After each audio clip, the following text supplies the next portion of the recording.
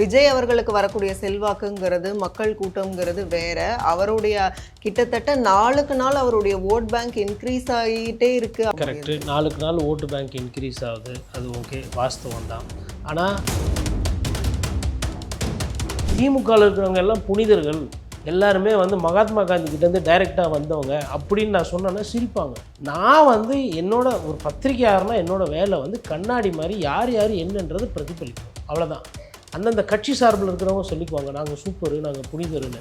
அதிமுக சிறப்பான கட்சி, அதிமுகவில் புனிதர்கள் இருக்காங்க, திமுக சூப்பரான கட்சி, கொள்கையை அவங்கள மாதிரி தூக்கி பிடிக்க முடியாது, அதெல்லாம் சொல்லியிருந்தா ஆட்சி மாற்றம்ன்ற ஒரு விஷயம் நடந்திருக்காரு. 2 திராவிட கட்சிகளும் மோசமாக இருக்குது, புதுசாக ஒருத்தர் வந்திருக்காரு அப்படின்னா புதுசாக வரவருக்கு கண்டிப்பாக மக்கள் ஓட்டு போடுவாங்க. எவ்வளோ ஓட்டு போடுவாங்கன்றதான் இங்கே பேசுவோம். என் பார்வையில், என் புரிதலில் 8லேருந்து 12% அவர் கிடைக்கும். அதுவே கமல் அவர்களை விட அதிகம். முதல் தேர்தலே இது விஜயகாந்த் அவர்களை விட அதிகம். பெண்கள், இளைஞர்கள் எல்லாரோட சப்போர்ட்டுமே விஜய்க்கு இருக்குது. அப்போ கிட்டத்தட்ட ரேஷன் கார்டை வச்சு இன்னைக்கு அந்த கால்குலேஷனை வச்சு 2 கோடி வாக்குகள் வரைக்கும் விஜய்க்கு வரும்னு சொல்கிறாங்க. ஒரு பெரிய ஆள் மலேசியாலாம் போய் கூட்டம் போடுறாரு, எல்லாம் பண்ணுறாரு இல்லையா? பிரதமர் தேர்தலில் நிற்க வேண்டியது. மோடியை எதிர்த்து ஒரு வார்த்தை பேசியிருப்பாரா? களத்தில் இப்போதைக்கு சட்டமன்ற தேர்தல் தான். இப்பொழுது கண்டிப்பாக சென்னையிலையோ நகரங்களையோ தாவைக்காவை பற்றின பேச்சு அதிகமாக தான் இருக்கும். ஊடகத்தில் அதிகமான தாக்கம் இருக்கும், சமூக வலைத்தளத்தில் அதிகமான தாக்கம். அந்த தாக்கம் அதிமுகவுக்கு கிடையாது. அந்த தாக்கம் திமுகவுக்கு அந்த அளவுக்கு கிடையாது. விஜய் அவர்கள் எங்கே நிற்க போகிறார்? தொகுதி எங்கே? எந்த தொகுதி? அவர் எந்த தொகுதியில் நின்றாலும், குறிப்பாக முதலமைச்சர் அவர்களோட தொகுதியிலே நின்றாலும் அவர் ஜெயிக்க மாட்டாரா? அதை திமுக காரங்க வேடிக்கை பார்ப்பாங்களா? சரி, கரூரில் போய் நிற்பாரா செந்தில் பாலாஜி அவர்கள் எதிர்த்து? நின்னா ஜெயிக்க மாட்டாரா? இன்க்ளூசிவ் நியூஸ் தமிழ் நேயர்களுக்கு வணக்கம். இன்றைக்கு நேர்காணலில் நம்ம கூட இணைஞ்சிருக்காங்க பத்திரிகையாளர் திரு கோட்டீஸ்வரன் அவர்கள். நிறைய கேள்விகள் கேட்க போகிறோம், வாங்க பேசலாம். வணக்கம் சார். நேயர்களுக்கு இனிய புத்தாண்டு வாழ்த்துக்கள். உங்களுக்கும் இனிய புத்தாண்டு வாழ்த்துக்கள் இன்க்ளூசிவ் நியூஸ் தமிழ் சார்பாக. ஃபர்ஸ்ட் நான் கேட்க விரும்புகிறது என்னென்னா, டிவிகே காங்கிரஸ் கூட்டணி ஜனவரிக்கு அப்புறம், அதாவது ஜனவரியிலே கூட இதுக்கு பாசிபிலிட்டிஸ் இருக்குன்னு சொல்கிறாங்க, ஆஃப்டர் பொங்கல், அதாவது திமுக கூட்டணி உடையும் அப்படிங்கிறது. ஆனால் சில பேர் சொல்கிறது என்னென்னா, காங்கிரஸ் திமுகவிலிருந்து பிரிஞ்சு போனால் கூட திமுகவுக்கு பெருசாக ஒன்றும் லாஸ் இல்லை அப்படின்னு சொல்கிறாங்க. அதை அப்படி தான் பார்க்கணுமா? 2 விஷயங்கள். ஒன்று கூட்டணி வருமா, இன்னொன்று வந்தால் யாருக்கு நஷ்டம், யாருக்கு லாபம்.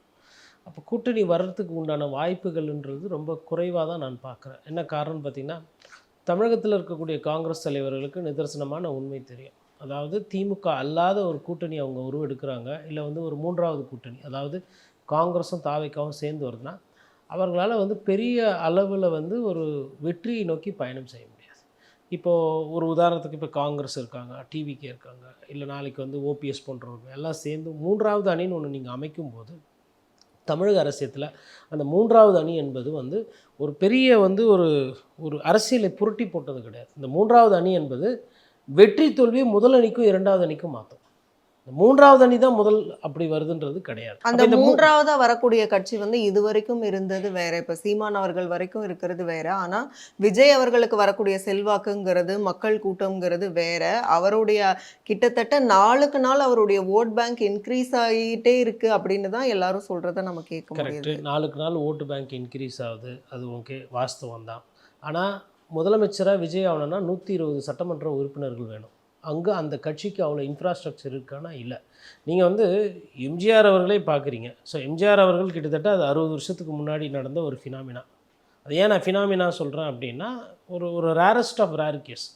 3ஆவதாக, அதாவது திராவிட கட்சிகள் இருக்கும்பொழுது, திமுக திராவிட கட்சிகள், இங்கே திமுக காங்கிரஸ் இருந்த பொழுது மாற்றாக வந்தது அதிமுக. அப்போ அந்த அதிமுக எம்ஜிஆர் தலைமையில் வந்த அந்த ஒரு கட்சி ஒண்டி தான் 2வது இடத்துக்கும் முதல் இடத்துக்கும் வர முடிஞ்சது. அதாவது ஆட்சியில் பிடிக்க முடிஞ்சது, அதேமாதிரி எதிர்கட்சியாக உட்கார முடிஞ்சது. மிச்சம் எல்லாருமே எதிர்கட்சி அந்தஸ்தில் அதில் ஒரே ஒருத்தர் தான் வந்திருக்காரு, அவர் விஜயகாந்த் அவர்கள். அப்போது இந்த லிஸ்ட்டில் நீங்கள் எடுத்திங்கன்னா, விஜயகாந்த் சார் போயிருக்காரு, ஐயா மூப்பனார் போயிருக்காரு, ஐயா வைகோ போயிருக்காரு, அண்ணன் சீமான் ஒரு காலத்தில் பேசப்பட்டார் மாற்றா, அப்புறம் அன்புமணி ராமதாஸ் அவர்கள். இப்போ மாற்று அரசியல், அப்புறம் அமமுக போன தேர்தலில். அப்போ மாற்று அரசியல் 3வது அணி, அப்புறம் மக்கள் நல கூட்டணின்னே ஒரு பெருசாக ஒரு பிரம்மாண்ட ஒரு கூட்டணி வைத்தாங்க. இப்போ கூட அண்ணாமலை அவர் என்டிஏ கூட்டணி ஒரு மாற்று அப்படின்னு சொல்லிட்டு ஓபிஎஸ், டிடிவி, பிஜேபி வச்சு ஒரு ட்ரை பண்ணி பார்த்தாங்க. ஸோ அதிமுகவில் இருக்கிற கட்சியை பிரித்து 3வது அணியும் ட்ரை பண்ணி பார்த்துருக்குறாங்க, திமுக கூட கூட்டணி தோழமை கட்சிகளாக இருந்தக்கூடிய கம்யூனிஸ்ட் கட்சிகள், காங்கிரஸ் கட்சிகளை வச்சும் மக்கள் நல கூட்டணி அந்த மாதிரி ஒரு சில விஷயம் ட்ரை பண்ணியிருக்காங்க. மக்கள் நீதி மையமும் ட்ரை பண்ணாங்க. ஆனா அன்றைக்கு இருந்த தலைவர்கள் அப்படின்னு பார்க்கும்போது கலைஞர் கருணாநிதி அவர்கள், அப்புறம் ஜெயலலிதா அவர்கள் அதிமுகலங்கும் போது அவங்களோட இடத்துல இருந்து இப்ப இன்னைக்கு இருக்கக்கூடிய தலைவர்களோட அந்த காம்படிட்டிவ்னஸ் எவ்வளோ தூரம் கம்மியாயிருக்குன்னு நம்ம பார்க்குறோம்ல. இல்லை, நீங்கள் காம்படிட்டிவ்னஸ் கம்மியாயிடுச்சுன்னு சொல்லிட்டு நம்ம எந்த அளவுகோலை வச்சு பார்க்குறோம்? அதாவது மேபி அவர்கள் வந்து சீசன்டான அரசியல்வாதிகள். கலைஞர் அவர்களோ இல்லை அம்மையார் ஜெயலலிதோ ஒரு 20 வருஷம் 30 வருஷம் அரியணையிலே இருந்திருக்காங்க. அது ஒன்றும் எதிர்க்கட்சி தலைவராகவோ இல்லை முதலமைச்சராகவோ. விஜய் அவர்கள் வந்து ஒரு புதுசாக தானே வராரு, ஒரு கத்துக்குட்டி தானே, ஒரு கிரீன் ஹார்ன் தானே. திமுக வெர்சஸ் திமுகவை பலமாக எதிர்ப்பவர்கள் அப்படின்னா இன்னைக்கு பலமாக எதிர்க்கிறது யார் இருக்காங்க? ஏடிஎம்கேவான்னு ஒரு கொஸ்டின் வருதுல்ல. இல்லைங்க, ஏடிஎம்கேவான்ற கொஸ்டின்ன்றது வந்துட்டு அது நீங்கள் என்ன விமர்சனம் அதிமுக மீது தூக்கி வைத்தாலும், அதிமுக பிளவுபட்டு இன்றைக்கி உதிரி உதிரியாக போயிருந்தாலும் பிரதான எதிர்க்கட்சி அதிமுக தான். அதில் எந்த விதமான மாற்று கருத்தும் கிடையாது. காரணம் என்னன்னா, இல்லை நான் காரணத்தையும் சொல்லிடுறேன். மோசமான தோல்வி, 8 தோல்விக்கு பிறகும் 20% வாக்கு வச்சிருக்கிற ஒரு பெரிய கட்சி இருக்குன்னா திமுகவுக்கு அடுத்து அது தமிழ்நாட்டில் அதிமுக தான். அப்படி இருக்கும்பொழுது ஒரே தேர்தலில் இவர் 40% வந்தால் தான் இவரால் வெற்றி பெற முடியும்.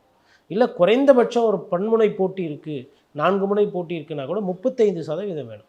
35% தேர்தல் ஆரம்பித்து தேர்தல் அரசியலை தான் மையமாக வச்சு வர்றார் அவர். கிட்டத்தட்ட ஒரு 6 மாதம் தான் விஜய் அவரோட உழைப்பு. அதில் கூட பார்த்தீங்கன்னா இப்போது சிபிஐ விசாரணை போயிட்டுருக்கு. இப்போ அரசியல் எதனா பேசினாங்களா தாவேக்கால? இப்போ இந்த 3-4 நாளாக எதனா பேசுகிறாங்களா? இல்லை. ஏன்? இதுக்கு எங்கள் ஊரில் வட சென்னையில் அல்லுன்னு வாங்க, பயம்னு வாங்க.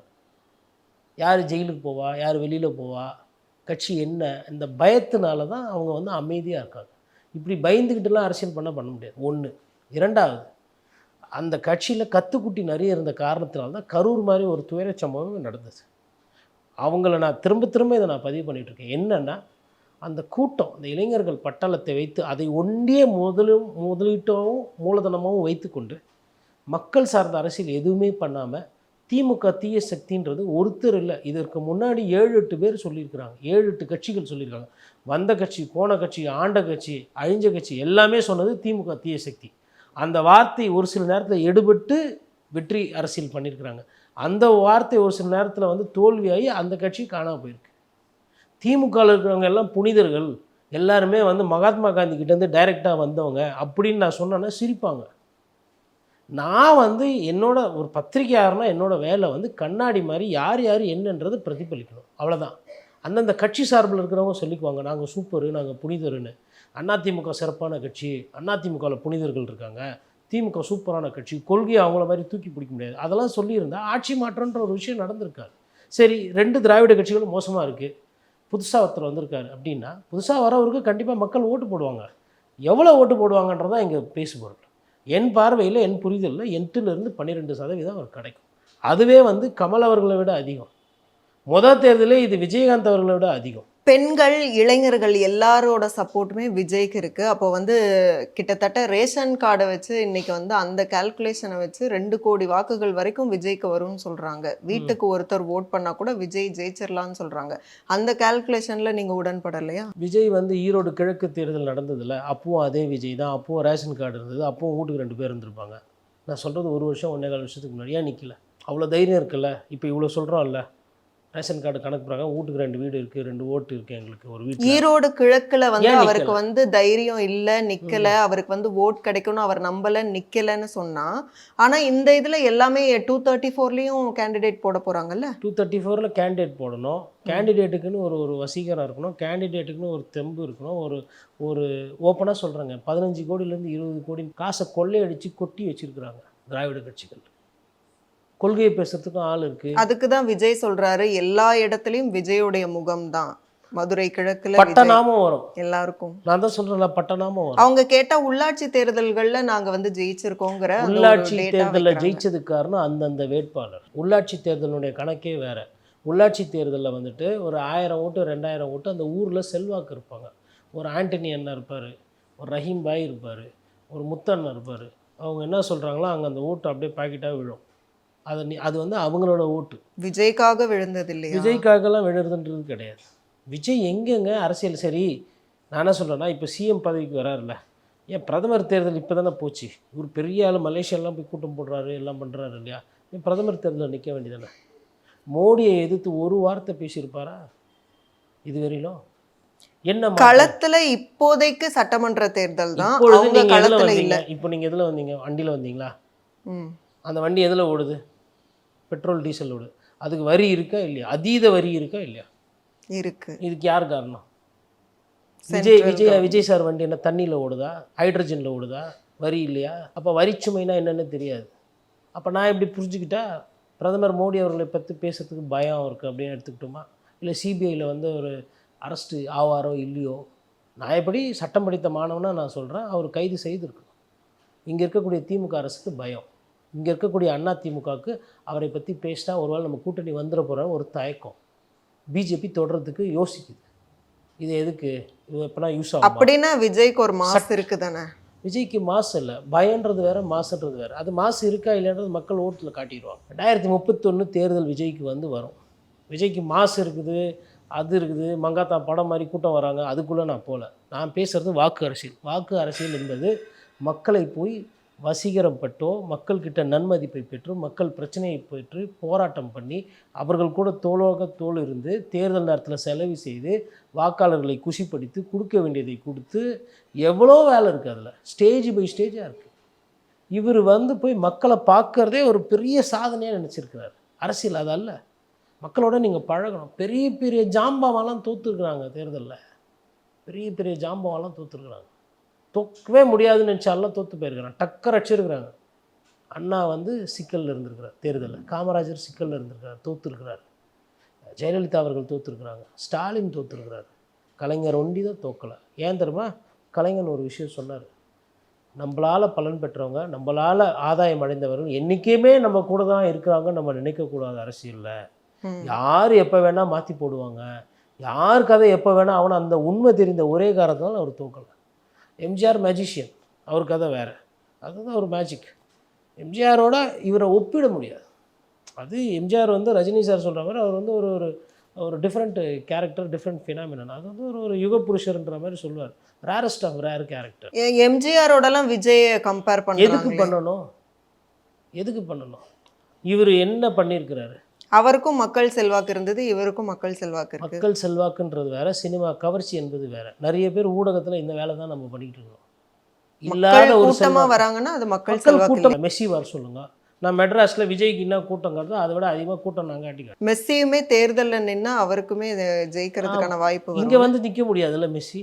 கூட்டம் தானே உங்களுக்கு வேணும். நின்னா சரி, ஓட்டு தோனியை மாறும்ல. கூட்டுவாங்க, மெட்ராஸில் தலை தோனியை கூட்டுவாங்க, ஓட்டு அவருக்கு தானே போடுவாங்க அவர் நின்னா. அதுதான் நான் சொல்கிறேன். தோனி கொடுத்தா பிரஜாராஜ்யம், சிரஞ்சீவி 10 லட்சம் பேர் கின்னஸ் ரெக்கார்டு, வேர்ல்டு ரெக்கார்டு திருப்பதியில் கூட்டினார். இன்னைக்கு கட்சின்னா நிலைமை சார். அதாவது விஜய் அவர்களை அதிகமாக பேசிவிட்டு விஜயகாந்த் அவர்களை மறந்து போகிறோம். கேரக்டரு, வீரம், தைரியம், நெஞ்சுறுதி, மக்கள் மேலே அந்த பிணிப்பு, சோறு போடுற அந்த தன்மை, ஒரு பாசமாக பழக ஒரு தலைவன், தைரியம் கொண்ட ஒரு தலைவன், அவர் அரசியலில் பின்னடைவு ஏற்பட்டிருக்கு. நம்ம இன்றைக்கி இருக்கிற இளைய தலைமுறைகளுக்கு இந்த வாக்கு அரசியல், இந்த விகிதாச்சார அரசியல், வகுப்பு அரசியல், சாதி அரசியல், மத அரசியல், பண அரசியல், உள்குத்து அரசியல், ஏஜென்சி வச்சு பண்ணக்கூடிய அரசியல், அமலாக்கத்துறை வைத்து பண்ணக்கூடிய அரசியல், இவ்வளோ இருக்குங்க. இதெல்லாம் சாப்டர், ஒவ்வொன்று சாப்டர். இப்போ நீங்கள் போய் டாக்டர், மருத்துவர் ஆகணும் நீங்கள் படிக்கிறீங்கன்னா அனாட்டமி படிக்கணும், ஃபிசியாலஜி படிக்கணும், ஃபார்மா படிக்கணும், கிளினிக்கல் படிக்கணும், ட்ராமா படிக்கணும், அதுக்கப்புறம் கார்டியாலஜி, பல்மனாலஜி, ஒவ்வொன்றா படிக்கணும் ஒரு டாக்டர் ஆகணும்னா. இதே வக்கீல் ஆகணும்னா ஜூரிஸ் ஸ்டூடெண்ட்ஸ் படிக்கணும், நேச்சுரல் லா ஆஃப் ஜஸ்டிஸ் படிக்கணும், அதுக்கப்புறமா வந்து உங்களுக்கு சம்மந்தப்பட்ட ஐபிசி படிக்கணும், சிஆர்பிசி இருக்குது, ஒரு செக்ஷனாக இருக்குது. கான்ஸ்டியூஷன் படிக்கணும், ஃபேமிலி லா படிக்கணும், காம்பவுண்டிங்கு, டேக்ஸு எல்லாம் படிக்கணும். அது படித்தா தான் வக்கீல். ஆனால் அரசியல்னு வரும்போது இந்த துணையாக இருக்கிற விஷயம்லாம் நான் எதுவுமே படிக்க மாட்டேன். நான் வந்து மாணவனாக கூட இருக்க மாட்டேன், எடுத்தவொன்னே ஆசிரியர் தான். ஆக்சுவலி அதுக்கும் ஒரு விளக்கம் சொல்றாங்க. 32 வருடமாக அவங்க வந்து, அதாவது அவர் வந்து திரைப்படம் மூலமாக அறிமுகமாகி எல்லாருக்குள்ளேயும் வந்திருக்கிறாரு. அதுக்கப்புறம் ரசிகர் மன்றம் ஆரம்பிச்சு அது மூலமா நிறைய பேருக்கு ஹெல்ப் பண்ணியிருக்கிறாரு. இப்படி ஒரு வரலாறு இருக்கு அப்படின்னு இதெல்லாம் யார் சொல்கிறது? அவங்க ரசிகர்கள் சொல்கிறாங்க. இப்படி ஒரு வரலாறு இருக்கிறது அவங்க ரசிகர் சொல்கிறாங்க. அப்படி ஒரு வரலாறு இருக்கிற சொல்கிறவங்களுக்கு தான் நான் என்ன சொல்கிறேன்னா, அப்படி அவர் வரலாறு இருந்தாலும் அப்படி அவர் எந்த அரசியலுமே தேர்தலே நிற்கல. 2024 தேர்தலில் நிற்க பயந்தவர் தான் விஜய். அப்போவே அரசியலுக்கு வரேன்னு சொல்லிட்டீங்க, கட்சி தொடங்கியாச்சு. மோடி அவர்களை எதிர்த்து பிரச்சாரம் பண்ணலாம். இல்லை இன்றைக்கி ராகுல் காந்தி பேசி நல்ல விசாரிக்கிற விஜய் தம்பி என்னாச்சுப்பா ஏதுப்பா அப்படின்னு ஏன் அன்னைக்கு நின்றுருக்கலாமே? சரி அவர் நிற்க வேணாம், அவர் சார்பாக யாருன்னா போட்டிட்டு இருக்கலாமே. சரி ஈரோடு கிழக்கு இடைத்தேர்தல் நின்று இருக்கலாமே. இப்போ பொது தேர்தலும் போது அவர் பார்த்து வர்றாரு. அவர் அதாவதுங்க தாவேக்கா வந்து ரொம்ப அதிகமாக ஹைப் பண்ணப்படுகிறது, மிக அதிகமாக அதாவது இப்போ நீங்கள் சென்னையில் இருக்கீங்க அப்படின்னா கண்டிப்பாக சென்னையிலையோ நகரங்களையோ தாவேக்காவை பற்றின பேச்சு அதிகமாக தான் இருக்கும். ஊடகத்தில் அதிகமான தாக்கம் இருக்கும், சமூக வலைத்தளத்தில் அதிகமான தாக்குதல் இருக்கும். அந்த தாக்கம் வந்து அதிமுகவுக்கு கிடையாது, அந்த தாக்கம் வந்து திமுகவுக்கு அந்தளவுக்கு கிடையாது. ஓரளவுக்கு நாம் தமிழர் கட்சிக்கு உண்டு. இந்த தாக்கத்தை வந்து நீங்கள் வாக்கு அரசியலோடு ஒப்பிட முடியாது. சோஷியல் மீடியா வேறு, சோஷியல் மீடியா ஒரு டூல், அதில் வந்து ஒரு சில விஷயங்கள் வரும். சினிமா என்பது ஒரு கவர்ச்சி, இதை வைத்தே வந்து எல்லாமே பண்ணிட முடியுன்றது கிடையாது. எவ்வளோ கமல் கூட தான் நின்னார், என்னாச்சு? ஏன் கமல் அவர்களால் தொடர்ந்து கட்சி நடத்த முடியல? கன்சிஸ்டன்சி. ஒரு தேர்தலில் வந்தார், கமலே தோற்று போனார். சரி விஜய் அவர்கள் எங்கே நிற்க போகிறார்? 210 நாளில் நிற்பார், அது மேடை பேச்சுக்கிட்டு.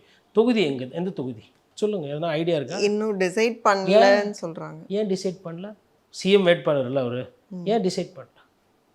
he is not prepared, he is ill prepared. But இன்னும் டைம் இருக்குல்ல. எவ்வளோ நாள் இருக்குது? 3 அமாவாசை போனால் என்னென்னமோ ஆகுன்ற மாதிரி பேசுகிறாங்க. புதுசாக நிறைய அமாவாசைகள் முளைப்பாங்கலாம் அரசியலில் பேசுகிறாங்க. இங்கே டைம் வந்து இங்கே இல்லைங்க, ஒவ்வொரு இடமும் போராட்டம் நடக்குது. சரி அவர் எந்த தொகுதியில் நின்றாலும், குறிப்பாக முதலமைச்சர் அவர்களோட தொகுதியிலே நின்றாலும் அவர் ஜெயிக்க மாட்டாரா? அதை திமுக காரங்க வேடிக்கை பார்ப்பாங்களா? சரி கரூரில் போய் நிற்பாரா செந்தில் பாலாஜி அவர்களை எதிர்த்து? 10 ரூபா பாட்டில் போடுறாருல்ல, நின்னா ஜெயிக்க மாட்டாரா? நான் ஜெயிக்க மாட்டேன்னு நான் சொல்கிறேன். தப்பாயிடுச்சுன்னா ரைட்டு, நான் இன்றைக்கி மன்னிப்பு கேட்டுக்கிறேன். கரெக்டாகிடுச்சுன்னா நான் சந்தோஷப்படுவேன். செந்தில் பாலாஜி அவர்களை எதிர்த்து விஜய் நின்னா கரூரில் தோப்பார். ஏங்க ஒவ்வொருத்தருக்கும் ஒவ்வொரு டெரெயின் வரும். செந்தில் பாலாஜி வந்து விஜய் எதிர்த்து ஒரு படம் நடித்து அந்த படம் 100 கோடி வந்தால் நீங்கள் சிரிப்பீங்கல்ல. செந்தில் பாலாஜிலாம் கதாநாயகன். நான் சாங்கு தெரியுமா, டான்ஸ் தெரியுமா, வைப்பு தெரியுமா, பாட்டு தெரியுமா, இப்படி யாரோட தெரியுமா? அப்போ விஜய் கிட்ட அந்த பாலிட்டிஷியனா என்ன இல்லைன்னு நான் அதுதான் கேட்குறேன். இப்போ நான் யதார்த்தத்தை பேசுகிறேன். இப்போ கரூரில் இருக்கிற செந்தில் பாலாஜி அவர்கள் அமைச்சராக இல்லாமல் அவர் ஒரு நடிகராக மாறி அவர் ஒரு படம் ஜனநாயகனுக்கு காம்படிஷனாக எடுக்கிறாருல, அடுத்த படத்துக்கு போட்டி போட்டு ஒரே படத்தில் விஜய் அவர்களோட வசூலில் அதிக சாதனை செந்தில் பாலாஜியை பண்ண முடியுமா? அது முடியாதுல்ல, அதை ஏற்றுக்கிறோம்ல. ஆனால் விஜய் அவர்கள் வந்த உடனே ஒரே தேர்தலில் முன்னாள் முதலமைச்சர் எடப்பாடி பழனிசாமியை ஒன்றும் இல்லாமல் பண்ணிவிடுவார், இந்நாள் முதலமைச்சர் மு க ஸ்டாலின் ஒன்றும் இல்லாமல் பண்ணிவிடுவார். வந்த உடனே முதலமைச்சர்னு சொல்கிற அந்த வாதம் அபத்தமாக இருக்கா இல்லையா? அதை நிறைய மூத்த பத்திரிகையாளர்கள் அதை பற்றி பேசுகிறாங்க. உங்களுக்கு திமுக பிடிக்கல, அதிமுக பிடிக்கல, அது கரெக்டு. பிடிக்காமல் இருக்கிறதுக்கு நிறைய காரணங்கள் இருக்காங்க. இந்த கட்சிகள் நிறைய தப்பு பண்ணியிருப்பாங்க, அது வேறு. எனக்கு கூட கருத்து வேறுபாடுகள் இருக்குது. அதுக்குன்னு யதார்த்தத்தை கடந்து போகக்கூடாதுல்ல. நான் ஜெயிச்சதுக்கப்புறம் இனிமேல்ட்டு இவங்க கதை முடிஞ்சு போச்சுன்னு சொன்னால் based on facts, based on numbers and figures and statistics, yes you correct. மீண்டும் இன்னொரு சந்தர்ப்பத்தில் பேசலாம். நன்றி. நன்றி.